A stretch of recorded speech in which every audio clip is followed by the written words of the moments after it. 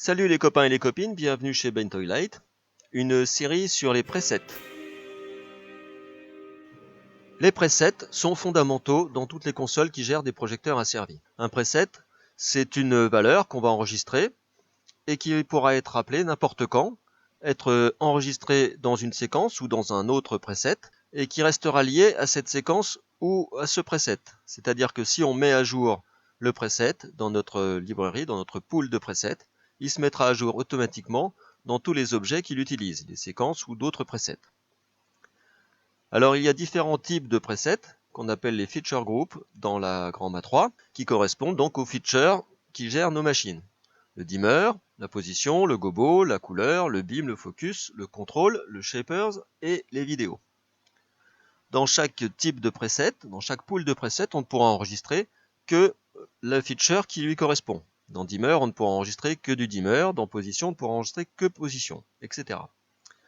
Ici, sur le côté, nous avons des presets all. Alors, eux pourront contenir plusieurs sortes d'attributs ou de features. On pourra enregistrer un dimmer plus une position, une couleur plus un gobo, etc.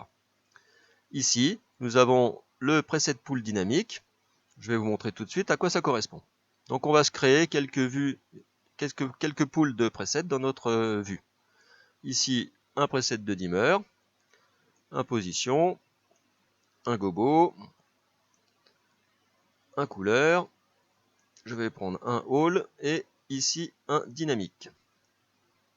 Je agrandis celui-ci. Dans chaque en-tête de pool, on voit le nom du feature group qu'on va utiliser, donc dimmer, position et son numéro. Tous les presets de dimmer auront comme identifiant 1, 2, 3, 4 et 21 pour le hall 1. Et ici, dans le preset pool dynamique, on voit que l'intitulé du preset est entre crochets, donc c'est dynamique. Ce qui veut dire, en fait, quand je clique ici dans mes encoders bars, pour choisir l'attribut sur lequel, le feature sur lequel je vais travailler, on voit que le pool de presets suit là où je suis. Ce qui peut être assez pratique si on manque de place sur un écran.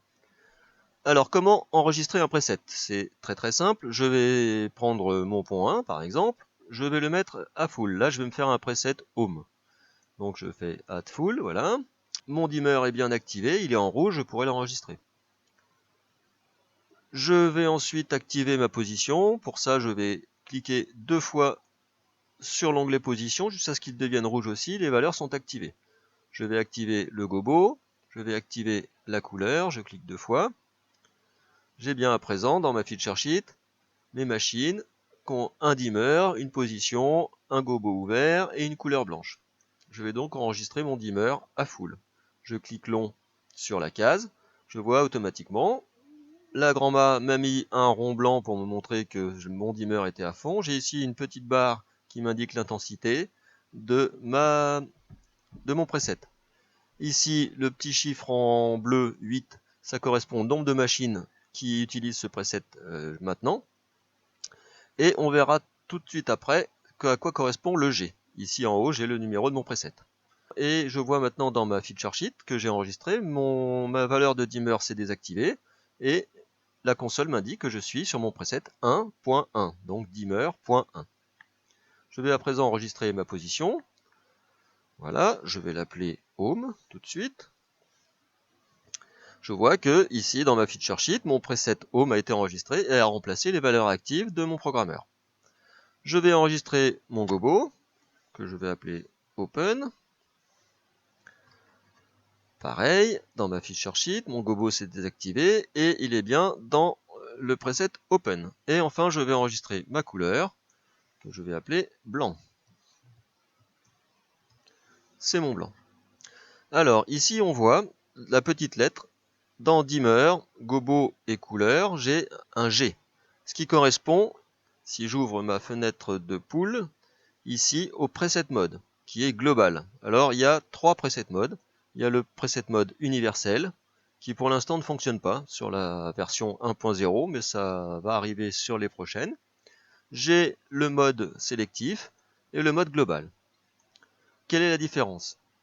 Si je prends mon pont 2, je vois ici que la barre jaune m'indique que je vais pouvoir utiliser ce preset pour les machines que j'ai sélectionnées. Comme mon preset dimmer, mon preset gobo et mon preset couleur sont globaux, ça veut dire qu'ils sont valables pour toutes les machines du même type. Tous mes Vipers pourront utiliser ces presets. Ici, en position, je vois que je suis en S, donc je suis en sélective. Mon preset est grisé, je ne pourrai pas l'utiliser pour les machines parce qu'elles n'ont pas été enregistrées dedans. Les presets sélectives donnent une valeur bien indépendante à chaque projecteur. Donc c'est assez logique puisque en position, les machines ont rarement la même valeur. Pour éclairer un point précis, elles auront toutes des valeurs de panne et de tilt différents, alors que les couleurs, les gobos et les dimmers seront globaux.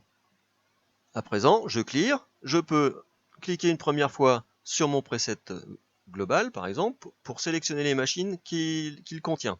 Et si je rappuie dessus, ça l'enclenche. Je reclear, je sélectionne mon point, je le mets sur mon preset à full. Donc on voit bien c'est allumé. Je le mets sur Home, je active le Open, je vois tout s'active dans la feature sheet et en blanc. Et je vais enregistrer ça sur mon preset All 1 et je vais l'appeler Home blanc, enfin white. C'est mon preset All, Home, tout en blanc, tout droit. Je clear, je vois qu'il est sélectif, puisque dedans j'ai des valeurs sélectives, et j'ai pu donc enregistrer dans mon preset Home le dimmer, la position, le gobo et la couleur. Je clique dessus pour sélectionner les machines qu'il contient, je vois que ça sélectionne les 8 Vipers du pont de face, je reclique dessus et je rappelle mon preset. Voilà pour les bases des presets, il reste encore plein de choses à voir, les embedded, les timings et les dynamiques. A tout bientôt, ciao ciao.